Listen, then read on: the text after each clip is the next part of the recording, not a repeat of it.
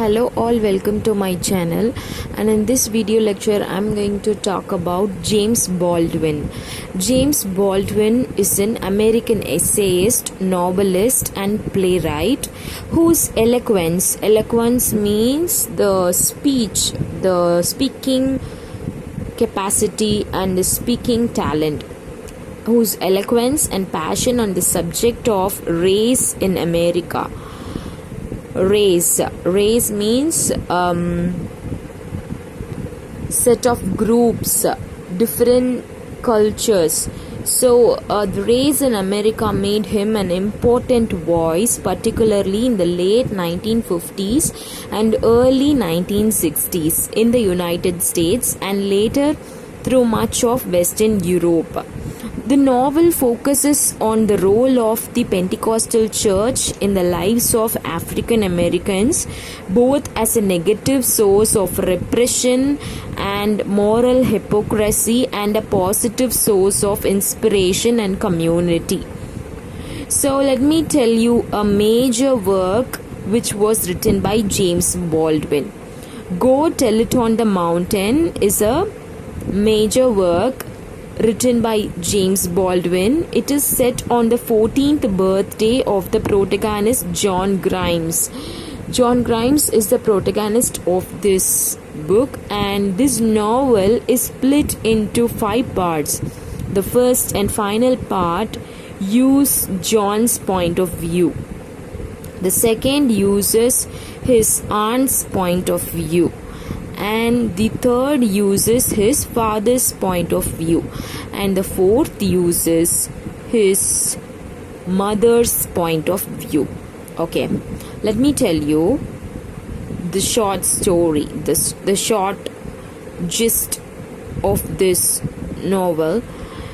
John Grimes is destined to follow in his father Gabriel's footsteps. So his father's name is Gabriel, and he destined to follow his father Gabriel's footsteps, a preacher. The church is situated in a rundown part of Harlem with a bad reputation. John's belief in God is complicated by his home life. He felt sexual longing toward Elisha, a young male preacher. John doesn't find it right to join church services, and it is because of his sexual thoughts about other men. He thinks about God and his abusive father, not able to think of one without thinking of the other. Gabriel's sister, his father's sister, Florence, has her own struggles with religion. Gabriel is delighted that she has returned to religion not because she is rejoicing in God, but because her presence means that she is suffering.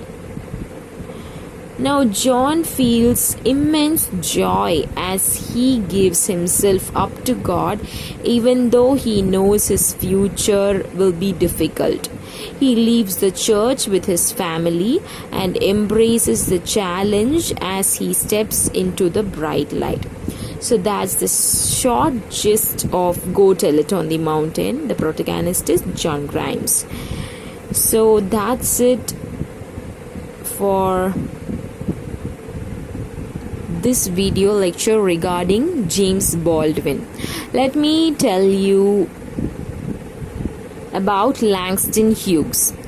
See, Langston Hughes' lifetime is from 1901 to 1967. He is an American poet. Hughes is best known as the leader of the Harlem Renaissance. Actually, he is best known as a leader of the Harlem Renaissance. He famously wrote about the period that the Negro was in vogue. The Negro was in vogue, V-O-G-U-E, vogue, which was later paraphrased as when Harlem was in vogue. When Harlem was in vogue. Harlem, a dream deferred. It's a work by Langston Hughes. It's a 11-line poem. It asks the question, what happens to a dream deferred, providing reference to the African American experienced people.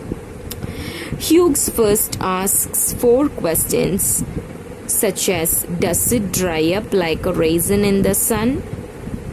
Presents a conjecture. Maybe it just sags like a heavy load. This is also a poem. Maybe it just sags like a heavy load. And at last, it's ending up with a final question, or does it explode? Or does it explode?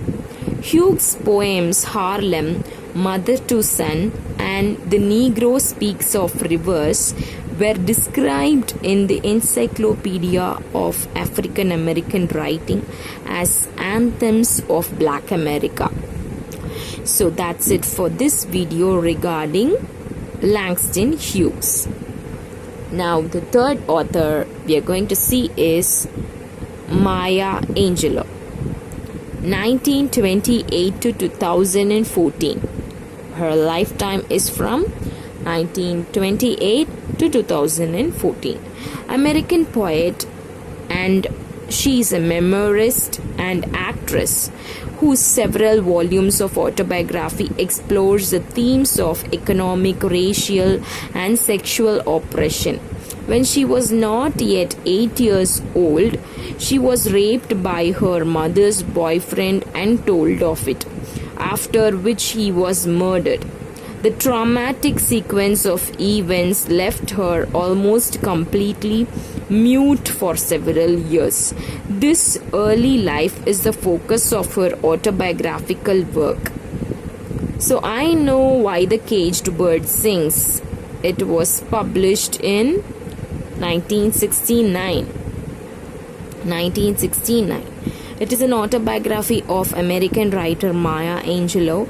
It is a coming-of-age story that illustrates how strength of character and a love of literature can help overcome racism and trauma.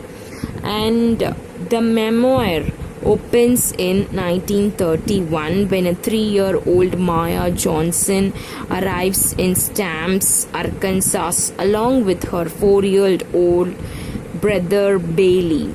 So Maya's brother is Bailey. Their parents recently divorced, sent the siblings to live with their grandmother, Mama Henderson. Mama owns a general store in the black part of Stamps and runs it with the help of her disabled son, Uncle Billy.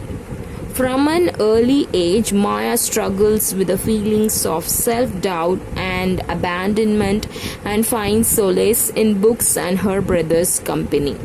Her mother, Vivian Baxter's boyfriend, Mr. Freeman, sexually abuses and rapes Maya. Under the care of her grandmother, Maya slowly recovers. The girl befriends Mrs. Flowers, an educated woman who rekindles Maya's love for books. She was homeless after getting attacked by Dolores, her father's girlfriend. She decides to get a job as a streetcar operator. There is a policy forbidding black people from having such jobs, but Maya perseveres and becomes the first female black streetcar operator in San Francisco. As she starts her senior year of high school, she becomes pregnant and after her graduation gives birth to a son, marking her passage from adolescence into adulthood.